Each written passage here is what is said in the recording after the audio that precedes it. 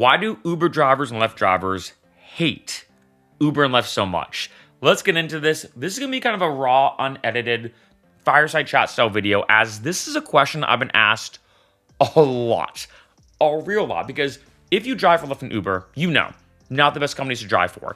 But a lot of my friends who know I used to drive for Lyft and Uber, and of course I do a lot of content. I've made, I think almost at this point, maybe even close to like 600, 700, 800 videos about Lyft and Uber. I've had a lot of friends be like, hey Mark, I feel like every driver I talk to hates Lyft and Uber. Like, what is going on? Like, why do Lyft and Uber drivers hate so much? So I've done a lot of videos talking about the way Uber and Lyft treats their drivers, how bad it is, how there's a lot of negative stuff.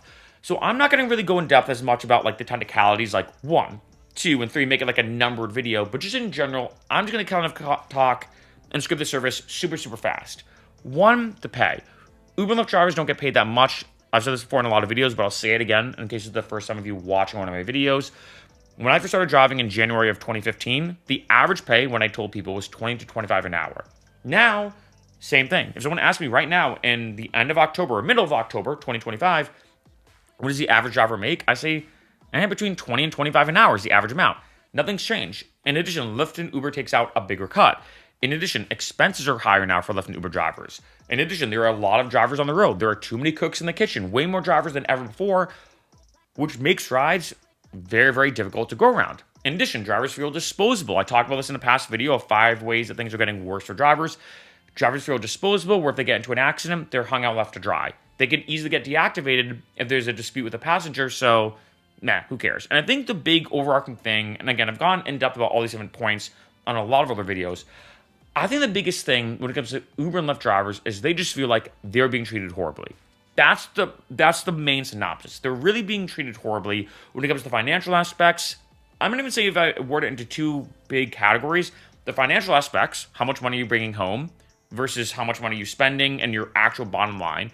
And then also the logistical aspects, things like insurance, things like unemployment or paid sick leave, things like unions or not. And I will say it does depend state to state, which is interesting that different drivers may have actually different perspectives when it comes to Uber and Lyft, depending on what state you live in. Massachusetts right now is the most forward state, I'd say, when it comes to ride sharing. California may be a second.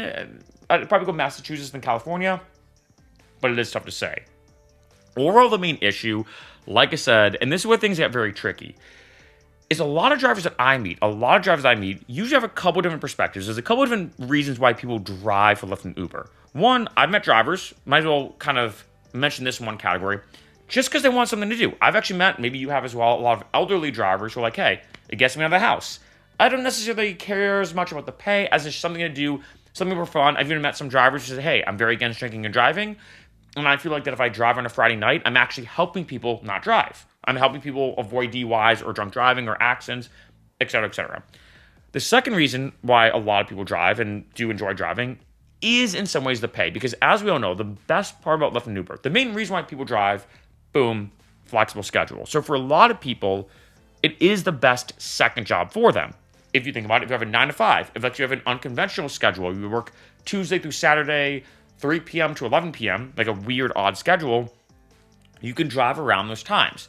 And if you look at that second category, ignoring the first one, like I mentioned, the second category, if you're really driving for, like, say, extra spending money, you're saving up for a vacation, well, now, at the end of 2025, beginning of 2026, you have to drive way more than ever before to make the same amount of money. There are numerous articles I've reviewed on this channel and I've talked about where, someone's like, yeah, I now have to drive, I'm making numbers up, 50 hours right now to make the same exact amount of money I used to make 3 or 4 years ago in 25 hours or before the pandemic. These are hugely common situations that, like, if you're in that second category where you're like, hey, I'm driving part-time, I was hoping to be able to pay off some debt, pay off some student loans, make some side cash, it's way harder. You might be better off, hate to say it, finding a better part-time job, which can be tricky because, again, the benefits of Lyft and Uber is the flexibleness, the flexible schedule. The third category of people, I'm going to say, are now full-time people. These are the people who say, hey, for better or for worse, everybody's situation is different. They say, you know what? Lyft and Uber is pretty much the only thing I can do. And I feel like for these people, or maybe you prefer it, whatever the case is, these are the people I think that usually hate Lyft and Uber the most? One, because you're full-time. When you're part-time, you're like, all right, it's additional income. I have my income from my 9-to-5 job, for example. It's additional income. But if you're relying on Lyft and Uber income, things have gotten worse and worse. And the problem is that for a lot of people right now, the job market is pretty cutthroat. Getting a job right now is more difficult than ever before. It's very, very difficult right now to get a job. And as you can imagine with Lyft and Uber, very low barrier to entry. You don't need a college degree. All you need is a car. But if you don't have a car, you could easily rent one. There's so many easy things that go into play with becoming an Uber driver and a Lyft driver. And I think there's a good thing about that. And I will talk about the positives of driving because I do want to mention it on that video. But I will say this. Love them or hate them, Lyft and Uber has created literally millions of jobs. Literally. So I do want to mention that. But if you're driving full time, and whether it's a situation where you're like, you know what, Mark, I have no other choice. No one will hire me. I don't want to be a bagger at a grocery store like Ralph's or Stop and Shop, to use a California grocery store versus a Boston grocery store. I don't want to be a bagger. I don't really have any other option. I only have a high school diploma or GED. I got to drive for Lyft and Uber. Or like say if you do just really love it, which I will talk about that a bit later in this video, you specifically prefer it. Or maybe just for whatever reason, given your current situation, you're like, hey, I've been driving for a while. This is what I know. And the problem is, I think a lot of people right now feel like they're almost trapped, in a sense, who drive full time. Where they're like, you know what? Things are getting worse. And I've mentioned this, especially when you look at self-driving cars. I've done a lot of videos about Waymo and Zoox. I did one video about, but Zoox will become more popular too. But talking about Waymo, there's a lot of things working against the Uber driver and Lyft driver right now. And again, for most drivers, the biggest thing, avoiding deactivation, avoiding things like a potential accident, avoiding all these different things, the biggest thing is how much money you're taking home. At the end of the day, when you look at how much money do you make versus how much money is Lyft and Uber taking out, and the expenses like gas, maintenance on your car, depreciation, oil changes, etc., and then of course taxes, which is a big thing, how much money you actually taking home per hour. It might be close to $15 an hour after everything's said and done. Maybe a little bit less, maybe a little bit more, it depends. There's a lot of different factors that come into play with this, but maybe around $15 an hour. It's tough to say. And so for a lot of drivers are saying, you know what? That's just not enough. And they're like, shoot, like I feel like I'm almost pigeonholed where I don't have a good resume. I've been driving for years. I really do love driving. I think a lot of drivers I've met actually do enjoy driving. I will say that. I think a lot of drivers I've met, or most of them, enjoy the logistical aspects of the work. They just don't like how much money they're making, which is very, very, very little. And then when you look at all these different things, I think this is why when you meet a lot of drivers and even see a lot of the comments on this channel, which I will say is a bit of a hidden variable, I'll mention that in a second, a lot of drivers hate Lyft and Uber. Kind of. Which brings you to the second part of this video, and that is online versus offline, because a big component I think that a lot of people forget is, I think if you watch Uber and Lyft videos, like you watching this video right now, you have a few different categories of people, but I find the two are, one, people who drive. They're very invested in the Uber and Lyft culture and the field and the zeitgeist and the field of Uber and Lyft. And if you think about it, if you don't like Uber and Lyft, I do feel like you're more likely to watch a YouTube video like this and comment on it. The second group of people I find who watch these videos are usually people maybe just interested in Lyft and Uber. Maybe they're considering driving. Maybe one of my videos, they're just kind of curious about. Like I did one video that did pretty well on this channel. I think it was like a couple years ago, called The 5 Reasons Why Drivers Are Quitting More Than Ever Before. A lot of people watched that video, and I think most of them actually didn't even drive. They're just kind of curious, like, wait a minute, Uber and Lyft drivers are quitting? And they're quitting rapidly? Why? And they're just watching the video for fun as a kind of a more of a curiosity thing. So I will say that, because I will say when I meet a lot of drivers in person, they do tend to like Lyft and Uber more than the people online. Offline versus online, I notice two different things. And like I said, I do have to bring this point home that the biggest reason why a lot of drivers do hate Lyft and Uber is really the pay. There are a lot of other factors, but 90% of it is really the pay. I think if drivers are getting a consistent pay, like $30 an hour, and then Uber and Lyft took out a decent cut. Like back in the day when I first started driving, it was a 20-80 split. I got 80% of the revenue. Uber and Lyft got 20%. So if I made $100, I'd get 80. Uber and Lyft would get 20. I was fine with that. Now it's even high as I've heard, even up to 60-40, 30-70. It almost fluctuates. I've even heard it depends upon the area. It's kind of weird. So a lot of people now are saying, like, wait a minute. Compared to 10 years ago, especially when you factor inflation, compared to 10 years ago, I'm making actually about the same. If you look at like how much, maybe even a little bit less, Yet it's not accounting for inflation, and Uber and Lyft is taking out a bigger cut, and things are more expensive to drive when it comes to gas, maintenance on my car, depreciation. Not only that, that 15 bucks that you might end up with as the bottom line doesn't hit as hard at the grocery store. We all know groceries now are way more expensive than ever before. That money doesn't go as I feel like back in the day in 2015, making about 20 to 25 an hour initially with Uber and Lyft taking out a smaller cut, expenses being smaller, that was pretty good in terms of having a flexible schedule. Like that was a decent hourly rate. Now, definitely not the same. One thing I do want to say though, and I do want to mention this on this video, again, this is a very raw kind of just me talking off the cusp, fireside chat kind of video, is this. A lot of times we see this a lot on social media, on actually mostly just social media, as I maybe news networks. Negative news or negative attention always gets more attention than positive news. Everybody knows this. YouTubers know this. Like if I do a video about 5 reasons why you should eat a banana, you might watch it. But if I say 5 reasons you should never eat a banana, you are way more likely to watch that video. The negative is more like, wait a minute, why shouldn't I eat a banana on this channel? I usually do, to be honest, because I like to show both sides of a situation. I usually do a positive and a negative one in relation to a subject. For example, the past 2 videos I posted on this channel at the time of this video was 5 reasons why things are getting better for Uber drivers and Lyft drivers, and then 5 reasons why things are getting worse for Uber drivers and Lyft drivers. Guess which video has way more views? Of course, the 5 reasons why things are getting worse. That's why for a video like this, if I titled this video, why do Uber and Lyft drivers love Uber and Lyft so much, it would not do that well at all compared to why do Uber drivers and Lyft drivers hate Uber so much. So I do want to say that. And so with that being said, to kind of flip the script as we continue on through this video, I do want to mention that there are a lot of drivers who love Lyft and Uber. I've met countless drivers. I travel all over. I travel all over the country and even different parts of the world. And I'm not joking, in literally almost every Uber and Lyft, unless it's like a given situation, like say I'm with friends and I don't want to make it a thing, I almost always interview the driver. I say, hey, what's up? My name's Mark. By the way, I used to drive for Lyft and Uber. And I just ask them, like, how do you like driving in LA? What are the situations like? Especially when I travel. I met drivers in Austin who make over 6 figures. I met drivers in Nashville who made tons of money. I, of course, have interviewed Boston drivers because I used to drive in Boston. Anywhere I go, I interview the drivers. I mean, I will say this too. Not all the time, but I'd say, I don't even know what the statistics would be, but I do get recognized in Lyft and Ubers as well. So it is kind of funny sometimes when I get in an Uber or Lyft, I'm like, wait a minute. I've seen your videos. And I'm like, yeah, what's up? And then we start talking about different things with Lyft and Uber and a lot more. And I think what's tricky is there are a lot of drivers who do love it. And I will say that I think for 2 different reasons. One, and this was kind of the paradox. One, like I said, whether you love Uber and Lyft or hate them, I have noticed across the board, drivers do love the logistics. They like driving. And I'll say this for me too. Again, I don't drive anymore. I also have a van, so my van does not qualify to drive. I could probably do Uber Eats, but my van doesn't qualify to drive.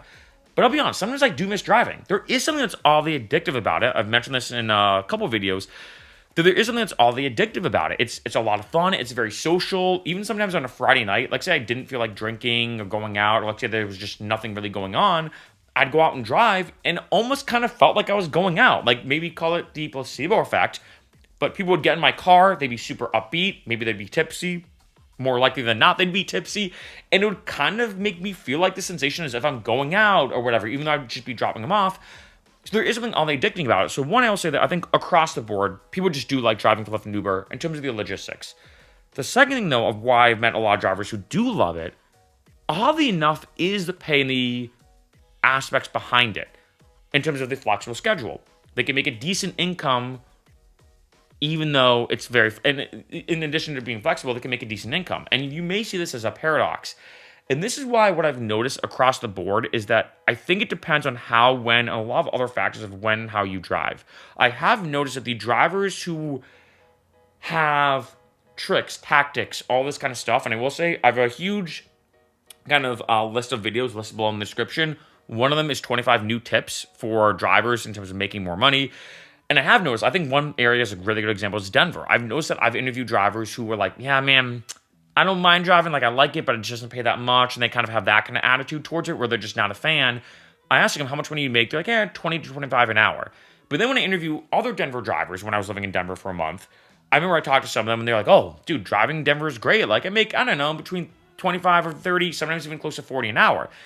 And I realized the difference between these people is the people who made the most amount of money, probably not surprising, were those who had hacks, tricks, techniques, all these different strategies, playing chess, not checkers, basically, of how they were able to maximize their income. And as a result, as you can imagine, and I hate to say it for a lot of people, for better or for worse, the more money you make, usually the happier you are with your job. That's not always true, of course. I want to stress that's not always true. But I think in this case, when you have something like Lyft and Uber, when you have something that you're driving for full-time, like I mentioned, there's 3 different categories. One category of people, they do it for fun. They don't care as much about the pay. Second category is part-time. Third category is full-time. When you have that third category of people who drive full-time, when things fluctuate, when expenses are higher, when the amount that Uber Lyft's taking out from your income or from your revenue is more, when, let's say, just how much making your average your hourly rate is a lot less or more, it does change your happiness in your viewpoint towards Lyft and Uber. And then especially, like I said, on this video, I've really been focusing most on pay, but then we factor in all these other things in terms of like getting in disputes with passengers, getting deactivated, potentially getting to an accident. Again, make sure you have rideshare insurance and a dash cam if you are driving for Lyft and Uber. With all these things coming into play, this is why a lot of drivers are just frustrated. And I think a lot of them as well, like I said, logistically feel stuck. Where they're like, hey, I do enjoy driving. It's not that I don't. I do enjoy driving. And I do want to continue driving, but I don't know what to do because I'm not getting paid that much. Yet, I like say, I immigrated to America, for example, like say you're an immigrant, or let's say you only have a high school diploma or a GED, or basically you're in a position where getting just, let's say, a decent paying job might be out of the question. It may be difficult to get a decent paying job in your given situation. I think a lot of drivers go stuck with, okay, I can't stop driving. But now I feel even more trapped because not only I can't stop driving because I have no other options on the table, but also Uber and Lyft treating me worse and worse and worse. And I will say this, again, I think Uber and Lyft, there's a lot of pros and cons on both sides. I've done a lot of videos going into deep dives where I've kind of roasted Uber and Lyft, if I'd word like that, but also have kind of praised Uber and Lyft. And I will say they're not perfect. I think they're trying to make things better. It is a tricky landscape, the whole ride-sharing world, because you're talking about 3 different parties. You're talking about Uber and Lyft trying to satisfy the drivers.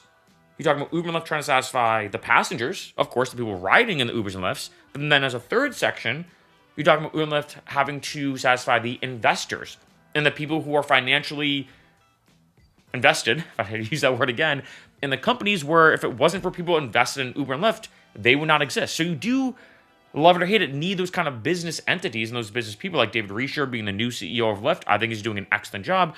You need people like that because these companies would go under and then there would be no Lyft and Uber. And love it or hate it, if let's say Uber or Lyft or both everyone bankrupt and for whatever reason just disappeared, which I don't think would ever happen. Ride sharing is too integral in our society right now. But if Uber and Lyft ever disappeared, I mean, not only are people going to have a very difficult time getting around, but it also means no more jobs for anybody. That means literally millions of jobs off the table. It is a tricky thing because you're talking about Uber and Lyft trying to do as best they can to satisfy these 3 different parties at the same time.